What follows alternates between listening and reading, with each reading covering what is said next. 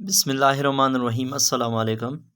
असां direct proportion पढ़ी आयासीं त उन में ईअं पियो थिए त या त ॿिन्ही पासे जेको आहे रेशो वधनि पिया, ठीकु आहे, या वरी ॿिन्ही पासे जेको आहे रेशो खुटनि पिया, ठीकु आहे।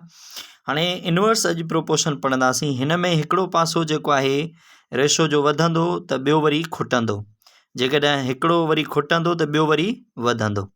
हाणे हिते असांखे अहिड़े क़िस्म जो हिकिड़ो प्रॉब्लम गिवन आहे, चए थो 6 people can complete a work in 5 days. How many people can complete the same work in 6 days? हाणे हिते असांखे रेशो जेके आहिनि ॿिनि क़िस्मनि जा आहिनि। हिकिड़ा माना असांखे पीपल आहिनि ऐं ॿियो वरी उन्हनि जो जेको आहे वर्क आहे डेज़ में मिलियल। यानी जेको असां हिते रेशो लहंदासीं, हिकिड़ो पीपल यानी माण्हुनि जे विच में ऐं ॿियो डेज़ यानी ॾींहंनि जे विच में जेको आहे असां रेशो लहंदासीं। हाणे टोटल माण्हू जेके आहिनि, पहिरियों जेको आहे असांखे जेके गिवन आहिनि उहे आहिनि 6 माण्हू। उहो को कमु जेको आहे चए थो 7 ॾींहंनि में पूरो था कनि। घणा आहिनि माण्हू? 6। कमु घणनि ॾींहंनि में पूरो था कनि? 7 में।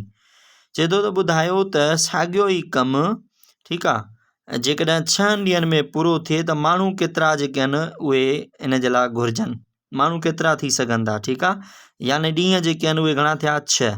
हाणे ॾींहं छा खुटा? त खुटा जॾहिं खुटनि त एरो जी निशानी जेका आहे उहा असां हेठि लिखंदासीं, ठीकु आहे।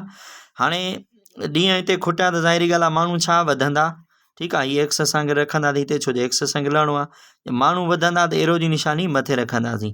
साॻे ई नमूने हिनखे सॉल्व करण जो साॻियो ई तरीक़ो आहे त एरो जी टेल खां असां जेको आहे हिनखे रेशो लिखणु शुरू कंदासीं। यानी हिते लिखंदासीं एक्स रेशो, हिते 6 प्रोपोर्शन जी निशानी।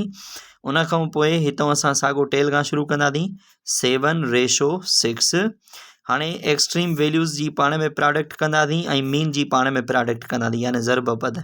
हिनखे ज़रब कंदासीं त 6x थींदो, हीअ थींदा 6 7 42, ठीकु आहे। 6 7 घणा थींदा? 42। त x इज़ इक्वल टू 42 खे वंड कंदासीं 6 सां, ठीकु आहे। त हिते जेको आहे वॾो खोड़ो हणूं था, 6 जो खोड़ो 7 दफ़ा लॻंदो, 1 6 6 7 6 42, ठीकु आहे।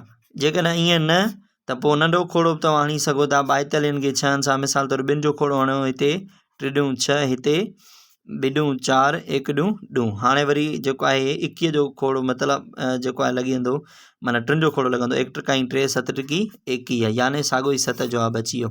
त अहिड़े नमूने चए थो त जेकॾहिं 6 ॾींहं हूंदा त पोइ जेको इहो कमु हूंदो उहो 7 माण्हू कंदा।